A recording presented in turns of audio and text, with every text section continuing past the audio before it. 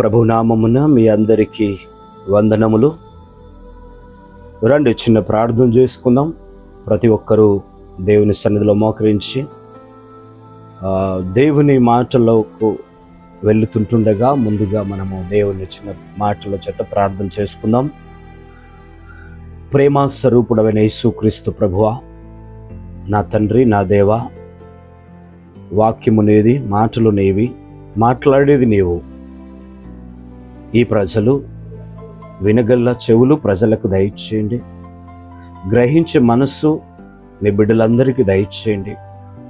అయ్యా, కూడి వచ్చిన వారికి, లైవ్లో వింటున్న వారికి మీ మేలులు అనుభవింపజేసి మీ చిత్తానుసారంగా నడిచే అట్టి కృప ప్రతి ఒక్కరికి దయచేయండి. నేను అల్పుడనయ్యా, నా తండ్రి, నాలో నుండి నువ్వు మాట్లాడు, అర్థమగులాగున మాట్లాడు. నీ బిడ్డలు కుడికి వెడుమకు పడిపోకుండా నీ మాటలను వేగిరపడి వినగలే చెవులు గ్రహింపజేసి ఆత్మసత్యములో నడిచే అట్టి కృప ప్రతి ఒక్కరికి దయచేయమని యేసు నామమున అడుగుతున్నాం తండ్రి, ఆమెన్. సంఘముగా దేవుని మాటలు మనం విందాము. ప్రభు ఈరోజు మనకు ఏదైతే సిద్ధపాటు చేసి ఉంచినాడో ఆ భోజనాన్ని మనము భుజించుటకు దేవుడు మన కృప చూపినాడు. ఈ ఆత్మీయ భోజనాన్ని మనము శ్రద్ధగా స్వీకరించుకొని మన హృదయములో ఉంచుకోవాలా. దినమంతా ఎన్నో పనులు చేసినప్పటికీ దేవునికి కొంత సమయము తీయాలి, కొద్ది సమయం ఇవ్వాలి. ఇది ఇవ్వని ఎడల మనం ఎంత చేసినా అది వ్యర్థమే. సంఘముగా దేవుడు ఆది కాండములో సృష్టినంతా 6 దినములు సృష్టించినాడు. 7వ దినమున ఆయన విశ్రాంతి తీసుకునే దినం కాబట్టి ఏ పని కూడా మొదలు పెట్టలే. ఈరోజు ఒక మనిషి విశ్రాంతి తీసుకుంటేనే, ఆయన సన్నిధిలో గడుపుతూనే, ఆయన వాక్యము వింటూ దానికి లోబడి నడిస్తేనే మీ జీవితములో మేలులు అనుభవిస్తారు. ఇక్కడ దేవుడు మనతో మాట్లాడే మాటలు ఎలా ఉన్నాయో మనం చదివి తెలుసుకుందాం. యేసయ్య 55వ అధ్యాయము 3వ వచనం నుండి నేను చదువుతాను. మీరు కూడా అందరూ మీ దగ్గరున్న పరిశుద్ధ గ్రంథము విప్పి మీరు కూడా చదవాలి. లైవ్లో ఉంటున్న వారు కూడా చదవాలి. ఎందుకంటే ఇవి మనల్ని మంచి మార్గములు నడిపే మాటలు కాబట్టి వీటి ప్రకారంగా నడచడానికి మనము పరిగెత్తుకుంటూ వచ్చినాం ఇక్కడికి. ఆయన మాటలు విని నేను ఆయన వాక్యానుసారంగా నడవాలనే ఈరోజు ఈ సమయం తీసుకొని నీ వింటున్నావు. కొద్ది సమయము దేవునికి ఇచ్చి చూడు, దేవుడు నీ జీవితంలో ఏం కార్యం చేస్తాడో చూడు. ఈరోజు రండి. 55 3వ వచనం నుండి చదువుతున్నాం. చెవి యొగ్గి నా యొద్దకు రండి, మీరు వినిన ఎడల మీరు బ్రతుకుదురు. నేను మీతో నిత్య నిబంధన చేసేదను. దావీదునకు చూపిన శాశ్వత కృపను మీకు చూపుదును.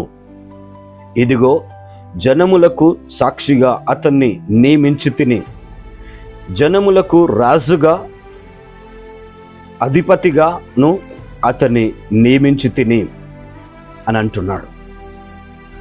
ఆయనను పిలిచినప్పుడు ఆయనలో ఏం కనిపించిందంటే మంచితనం కనిపించింది. ఆయనను కన్ను ద్వారా చూశాడు, ఒక కాపరిగా ఉన్నప్పుడు చూశాడు, ఆ గొర్రెలను ఎలా కాస్తున్నాడన్నది ఆయన చూశాడు, ఆయనలో ఎలాంటి ప్రేమ ఉన్నదన్న చూసినాడు. చూసి ఆయనను పిలిచినాడు. ఈరోజు నువ్వు వట్టిగా ఇక్కడికి రాలే. ఈరోజు ఈ మాటలు నువ్వు వట్టిగా ఇంటలేవు. ఆయన నీకు ప్రేరేపించినాడు. నువ్వు ఆయనకి ఇష్టం. నిన్ను పిలుచుకున్నాడు. ఈ మాటలు నీతో మాట్లాడుతున్నాడు. ఇది మాటలు నేను చెప్పేటివి కావు, ఆయన చెప్తుంటున్నాడు. ఆయననే ప్రభు అయిన యేసుక్రీస్తు. నీతో మాట్లాడే ప్రతి మాట నీ జీవితాన్ని సరిచేస్తుంటుంది. ఈరోజు నాతో ఏమి కాదని నువ్వు అనుకుంటే, నువ్వెందుకు పనికిరావని అనుకుంటే అది వ్యర్థం. కానీ దేవుడు నిన్ను చూస్తున్నాడు. నీ ప్రవర్తన ఎలా ఉన్నది, నీ పోలిక ఎలా ఉన్నది, నీ నడక ఎలా ఉన్నది, నీ ఆలోచన ఎలా ఉన్నది అన్నది నిన్ను ఎరిగినాడు. ఆయన ఎరిగి నిన్ను పిలుస్తున్నాడు. పిలిచి ఏమంటున్నాడు తెలుసా? చెవి యొగ్గి నా యొద్దకు రండి అని అన్నాడు. మీరు వినిన ఎడల మీరు బ్రతుకుదురు అని అంటున్నాడు. చెవి యొగ్గి అంటే పిలిచినప్పుడు వినాలా ఆయన మాట. ఆయన మాట వింటేనే కదా నీ జీవితం బాగుంటుంది. ఆయన మాట వింటేనే కదా నీ కుటుంబం బాగుంటుంది. ఆయన మాట వింటేనే కదా నీ బిజినెస్ బాగుంటుంది. ఆయన మాట వింటేనే కదా నువ్వు చేస్తున్న పనులు ఆశీర్వదించబడతావు. ఈరోజు వినక ఎంతో మంది ఈ లోకంలో నశించిపోతున్నారు. చాలా తెలివిమంతులయ్యారు. ఈ లోకానుసారమైన ఈ నటనకు కనెక్ట్ అయిపోయారు.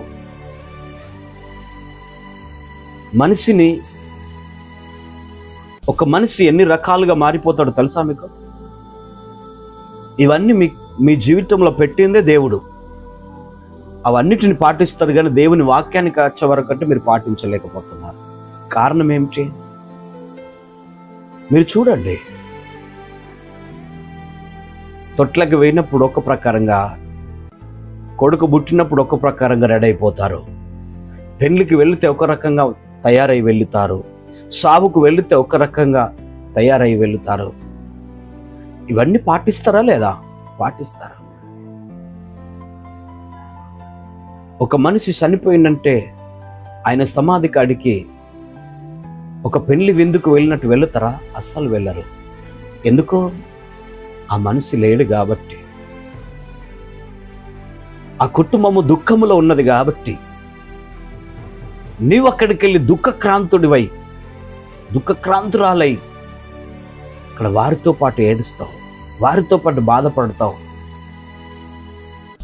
వారిని ఓదారుస్తావు.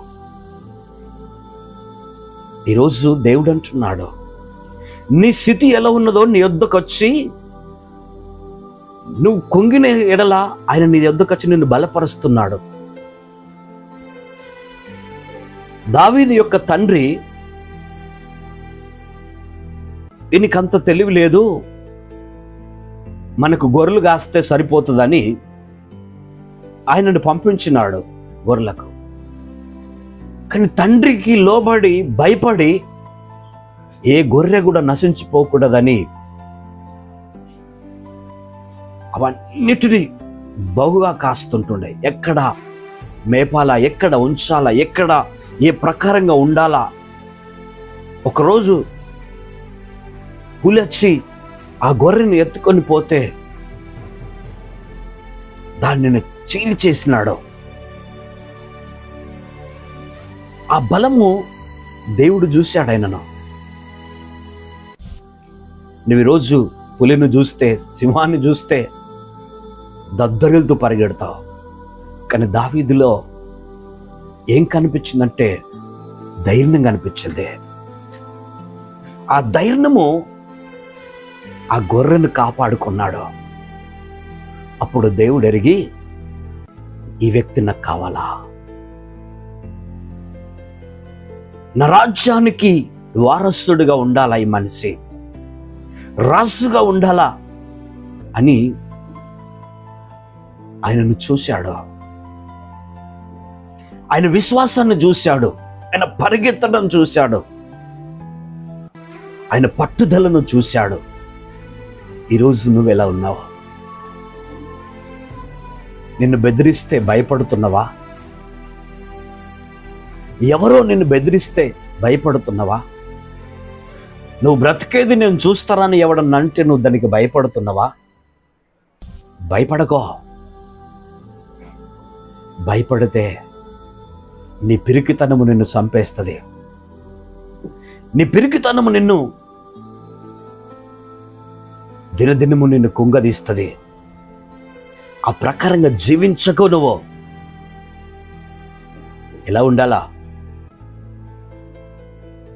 ధైర్యం కలిగి జీవించాలి. నువ్వు ఈరోజు పట్టుదలతో జీవించడానికి ప్రయత్నించు. దేవుడు ఆశీర్వదిస్తాడు. దేవుడు నిన్ను కాపాడతాడు. షడ్రక్, మేషక్, అబద్నికో ముగ్గురు వ్యక్తులను దేవుడు పిలిచి సేవకు పెట్టుకున్నాడు, పరిచర్యకు పెట్టుకున్నాడు. రాజు నియమించాడు, నేను నిలబెట్టిన ప్రతిమకు మొక్కాల. అయ్యా నెబుకద్నెజర్ రాజా, మేము చనిపోయిన సరే మేము మొక్కమా. నువ్వు చెప్పినది జయమో. నువ్వు ఒక మనిషివి, నీకు ఈ అధికారం ఎవడిచ్చినాడు? మమ్ములగన్న దేవుడు ఏది చెబితే అది చేస్తాం. కాపాడిన ఆయన చేతుల్నే, బ్రతికిన సచ్చిన ఆయన చేతుల్లో మేము నువ్వు చెప్పింది వినం అని పట్టుదలతో నిలబడ్డారు. వారితో పాటు ఉన్నవారు ఏడుచ్చారు, వద్దురా ఆయన చెప్పింది వినుర్రా అని పక్కన్న వాళ్ళు ఏడుచ్చారు. మీరు కాలిపోతారా, చనిపోతారా అని అంటే భయపడలే. ఎవడో నీకు చెప్పుతే నేను చంపేస్తానంటే వారి మాటకు భయపడతావా? ఏదో కళ ద్వారా నీ పని అయిపోయిందని ఒకసారి కలగంటే నువ్వు భయపడతావా? శత్రువు ఏ ప్రకారంగా రావచ్చు నీ దగ్గరికి, ఏ విధంగా అయినా నీ దగ్గరికి రావచ్చు. వాడిని ఎదిరించే ధైర్యము నీకొక్కనికే ఉన్నదే. నువ్వు అతి శ్రేష్టమైన మనిషివి, నీకు బలం ఉన్నది, ధైర్యం ఉన్నది, అది దేవుడిచ్చినాడా. ఈరోజు ఒక వ్యాధి నిన్ను పట్టుకొని ఉన్నది. ఆ వ్యాధి ద్వారా నువ్వు భయపడుతున్నావు. ఆ వ్యాధిని ఎదిరిస్తే అది నీకు భయపడుతుంది. ఒక బాధతో నువ్వు ఉన్నావు, తెలియకుండా నీకు అప్పులు అయిపోయినాయి. ఈ అప్పెట్లో దేరాలని భయముతో ఉన్నావు, బయటికి వెళ్ళలేకపోతున్నావు. వెళితే అప్పులవాడు నిన్ను బాధ పెడతాడని ఆలోచిస్తూ కుంగిపోతున్నావు. భయపడకు, యేసయ్య దగ్గరికి రా, మార్గం ఆయన తెరుస్తాడు. నీకు ఏదో ఒక పనిచ్చి నిన్ను ఆశీర్వదిస్తాడు. ఒకరోజు ఒక బిడ్డే ఒక సాక్ష్యం చెప్తుంది. ఒక సంఘంలో ఒక సేవకుడు చెప్తున్నాడు ఆమె సాక్ష్యం. 10 లక్షల అప్పు అయిపోయినా ఆ బిడ్డ ఆయన దగ్గరికి వచ్చి ప్రార్థన చేయండి అయ్యా అని అంటే, ఏంటిదమ్మా నీ బాధ అంటే, తెలియకుండా అప్పులు అయిపోయినాయి అయ్యా, తెలియకుండా మేము దుఃఖములో ఉన్నాము అని ఏడుస్తున్నారు. ఏడుస్తుంటే సేవకుడు అన్నాడట, అమ్మా నీ 10 లక్షల అప్పు నేను తీర్చగని నేను నమ్మిన దేవుడు ఖచ్చితంగా నీ 10 లక్షల అప్పు తీరుస్తాడమ్మా అన్నాడట. అది ఎలా సాధ్యమయ్యా అంటే, నీకు దేవుడు మార్గాన్ని చూపుతున్నాడని 1000 రూపాయలు తీసి ఆమెకి ఇచ్చాడట. 1000 రూపాయలు తీసి ఆమెకి ఇచ్చి ఏమన్నాడంటే, అమ్మా నేను మీ ఇంటికి ఒక రోజు వచ్చినా నీ జ్ఞాపకం ఉందానంటే, ఆవయ్యా వచ్చినావు. ఆ రోజున నువ్వు నాకు పెట్టిన టిఫిన్ ఎంతో టేస్ట్గా ఉన్నది, అందులో ఏమేసినవో నాకు తెలియదు, ఎలాంటి పదార్థాలు అందులో వాడినవో నాకు తెలియదు. నాకు ఆ టిఫిన్ చేసిన రోజు ఇప్పటి వరకు జ్ఞాపకం ఉన్నది, అంత టేస్ట్ ఉన్నది నువ్వు చేసిన టిఫిన్. అయితే ఈ 1000 రూపాయలు తీసుకొని ఏ రకంగా నా కొరకు నువ్వు సిద్ధపాటు ఆ టిఫిన్ తయారు చేసినవో అదే ప్రకారంగా ఉదయకాలం లేచి టిఫిన్ సెంటర్ పెట్టు అని అంటే, ఆ తల్లంటదట, అయ్యా ఈ 1000 రూపాయలు పట్టుకొని నేను టిఫిన్ సెంటర్ పెడితే నా దగ్గర నాకు ఇచ్చిన అప్పులు అందరూ వచ్చి నన్ను గోసపెడతారయ్యా అని అన్నాడు. లేదమ్మా, దేవుడు నీకు మార్గం చూపెడుతున్నాడు కాబట్టి ఈ మార్గం పట్టుకుని వెళ్ళు, ఖచ్చితంగా ఆశీర్వదించబడతావనని ఆ 1000 రూపాయలు ఇచ్చి ఆమెకు దేవుని మాటలు చెప్పి పంపినప్పుడు ఉదయకాలమే లేచి ఆ పనిని స్టార్ట్ చేసింది. అన్ని కొనుకొచ్చుకున్నది. ఆ రోజు స్టవ్, గంజులు అన్ని కొనుకొచ్చుకొని ఆ 1000 రూపాయలతోనే చిన్నగా స్టార్ట్ చేసేది. అదే టెస్ట్తో టిఫిన్ సెంటర్ పెడితే ఒక్కటే రోజున ఆమెకు 1000 రూపాయల లాభం వచ్చేసింది. వచ్చినప్పుడు అదే రోజు ఆ రాత్రి సేవకుని దగ్గరికి వచ్చి, అయ్యా ఇదిగో నువ్వు ఇచ్చిన 1000 రూపాయలు. ఎందుకమ్మా అనంటే, నేను టిఫిన్ సెంటర్ పెట్టాను, అది చాలా బాగా ఈరోజు అమ్మటము జరిగింది. నీ డబ్బులు నీకు దియంగా నాకు మిగిలినాయి, నేను పెట్టిన ఖర్చులు మిగిలినాయి అని చెప్పి ఆయనకు డబ్బులు ఇచ్చినప్పుడు చాలా సంతోషపడ్డాడు సేవకుడు. అదే ప్రకారంగా నెల రోజులు నడిపితే విచ్చలవిడిగా ప్రజలు అచ్చుడు పెట్టారు. పార్సల్ తీసుకపోవడం ఆ రీతిగా జరిగినప్పుడు ఇంకా ఇంకా ఇంకా పెరుగుతూ ఉంటే 2 స్థలాల్లో ఆమె పెద్ద హోటలే ఓపెన్ చేసింది. ఆమె 10 లక్షల అప్పు తీరటమే కాదు, ప్రతి నెల రూపాయి అటు ఇటు కాకుండా సేవకుని యొక్క పరిచర్యకు దశభాగం ఇచ్చుకుంటూ ఆమె దీవించబడుతుందని ఆ సేవకుడు చెప్తుంటున్నాడు.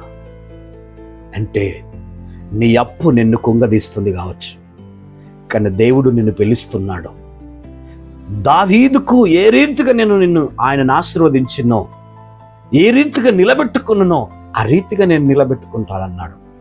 ఒకవేళ సేవకు పిలిస్తే సేవలో నిన్ను అలా నిలబెట్టుకుంటాడు. ఒకవేళ ఆయన బిడ్డగా పిలిస్తే ఆయన బిడ్డగా నిన్ను ఆస్తికర్తగా చేస్తాడు. ఈరోజు కుంగిపోతున్నావు, పడిపోతున్నావు, పడిపోకో.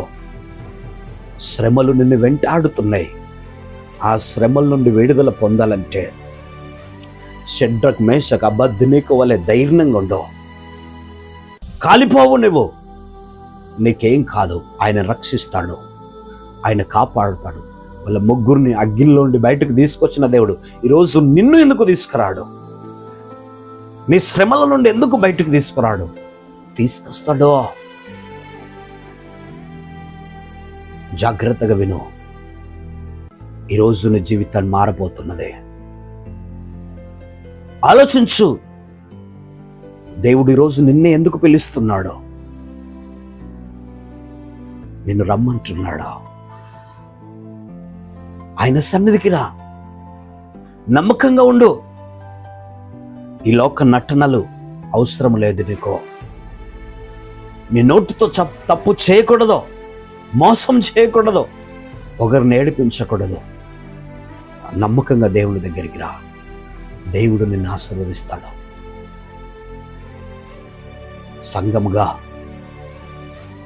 సంఘములో నమ్మకంగా ఉండు. ఏదైనా కార్యము చేస్తావా, దేవుని వాక్యానుసారంగా చేయు. నువ్వు ఇల్లు కట్టుకుంటే నా వాస్తు విల ఉందని ఇంకొకరికి చూపెట్టకు. నువ్వు పెళ్లి చేసుకుంటే మా యొక్క పేర్లు కలుస్తున్నాయా అని కొంతమంది చూస్తారు.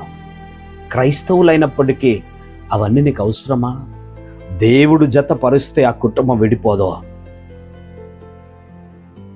దేవుడే వారిద్దరిని నిర్మిస్తే ఎవరు వారిని విడిపించలేరు. ఇంకా లోక ఆశల్లో ఉంటారా? సంబంధాలు చూడటానికి వెళితే తుమ్మితే బాధపడతారా? పిల్లడ్డం వస్తే బాధపడతారా? ఇంకెంతకాలం ఈ పాత రోత జీవితం? ఆ అనుమానము నీకు పానగండం. అది విడిచిపెట్టాలి. అవన్నిటిని వాక్యానుసారంగా అన్ని మంచి దినములే, దాని ప్రకారంగా నడచడానికి ప్రయత్నం చేయాలి. ఈరోజు ప్రయత్నం చేస్తలేరు. ఇష్టము వాళ్ళని అడుగుతారు, వీళ్ళని అడుగుతారు. ఇలా చేసుడు కరెక్టేనా అని చుట్టాలను అడుక్కుంటారు. మీ రోజుకి చేయాలనుకుంటున్నాం, అది మంచిదేనా అని అనుకుంటారు. ఈరోజు చాలామంది బిడ్డ కానీ కొడుకు కానీ పుడితే మేము 21 రోజుకు పేరు పెట్టాలనా, 41 రోజుకు పేరు పెట్టాలనా అని అంటారు. మేము ఎంటికలు ఎప్పుడు తీయాలా, 3 ఏళ్ళు రెండక ముందు తీయాలనా, రెండినంక తీయాలనా? ఇవన్నీ మనిషి ఆలోచనలు. ఇవి యేసు ప్రభు పుట్టినప్పుడు ఎన్ని రోజులకు పేరు పెట్టాడు? వెళ్ళాడు, 9 దినముల పేరు అయిపోయింది.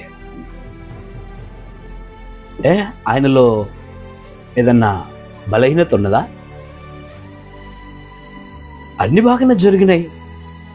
స్వస్థతలు చేశాడు దేవుడు, ఆరోగ్యాలు ఇచ్చాడు, మంచి మార్గాలు ఇచ్చాడు యేసు ప్రభు. ఇప్పటి వరకు లోకములు ఆయన పేరు వర్ధిల్లుతూ వస్తున్నది.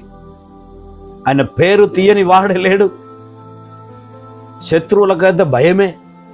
ఈరోజు చూస్తే ప్రపంచం అంతా క్రైస్తవుగా మారిపోతుందని శత్రువులు ఎగురొస్తున్నారు. యేసు ప్రభుని నమ్ముకుంటున్నారని అందరూ భయపడుతున్నారు. ఇప్పుడు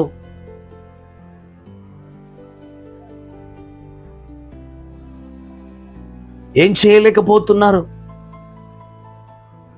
అంత జీవము గల దేవుని పేరే 9 దినములలో అయిపోయేది. కానీ మన ఇష్టం, ఇలా చేయాలి అలా చేయాలి అంటారు. అలా చేయటము దేవుని చిత్తమా కాదా తెలుసుకోవాలి.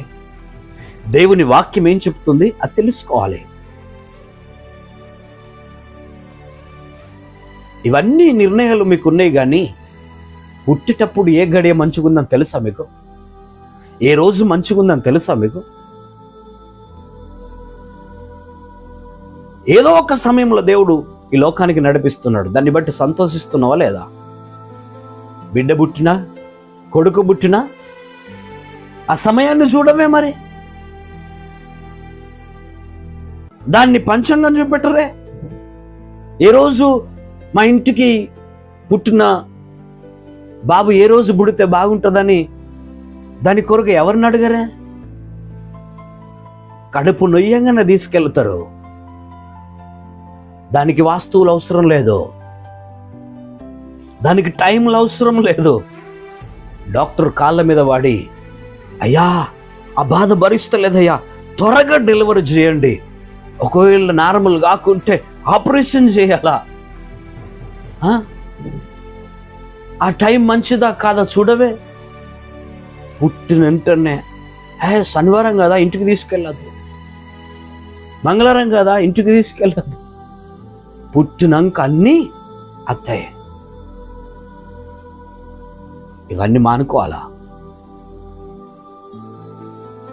దేవుడిచ్చిన వాడు ఆయన బ్రతికించిన దినములు భూమి మీద ఖచ్చితంగా బ్రతుకుతాడు. ఆయన ఆశీర్వదించుకుంటే నీవెవరవు ఆశీర్వదించేది? ఆయన బుద్ధి ఇవ్వకుంటే నువ్వు ఇయ్యలేవు.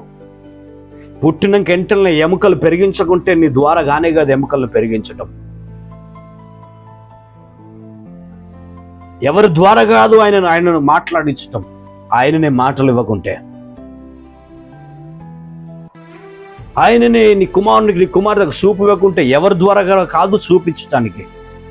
కళ్ళు ఇచ్చేవాడు ఆయన, శ్వాస పీల్చించేవాడు ఆయన.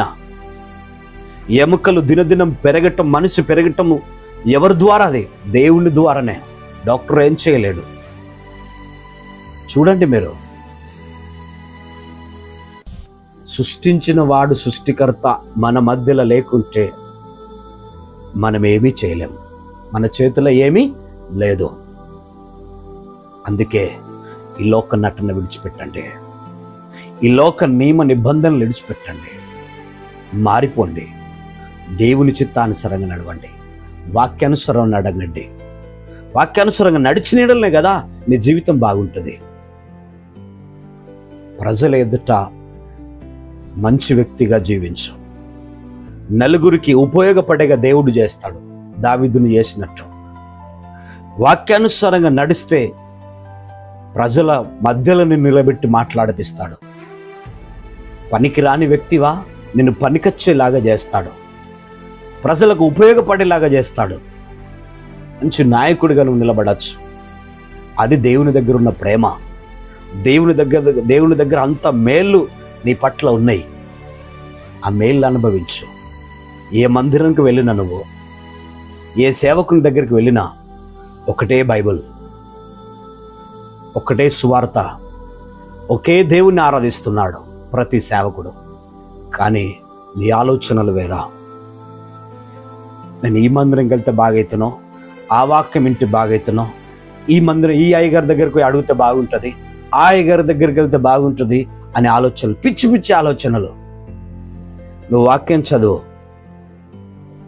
అప్పుడు దేవుడు సేవకునితో నీ జీవితం నీతో మాట్లాడతాడు, నీ జీవితాన్ని జారీ చేస్తాడు.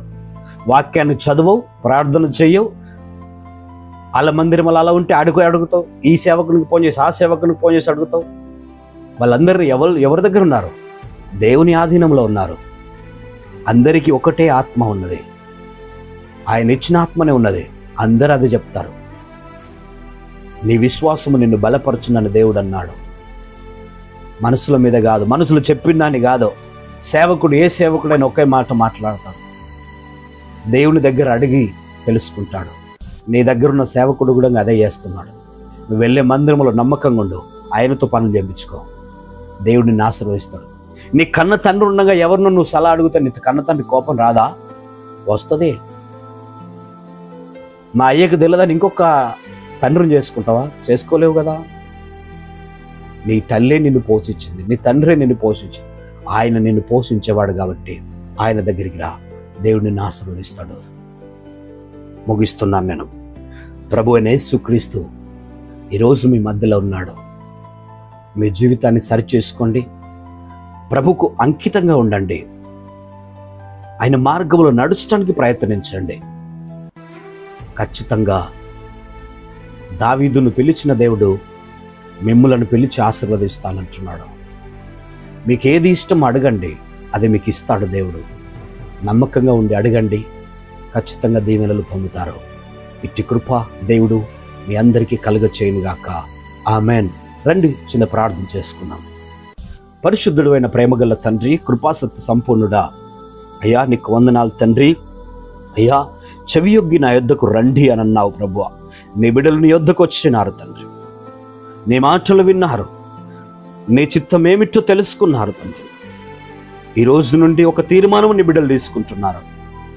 కొడికి వెడుమకు పడిపోకుండా, లోకానుసారంగా జీవించకుండా, ఆత్మీయంగా ఎదుగుటకు, వాక్యానుసారంగా బలపడుటకు, దాని ప్రకారంగా నడుచుటకు అయ్యా ఒక తీర్మానం తీసుకున్నారు.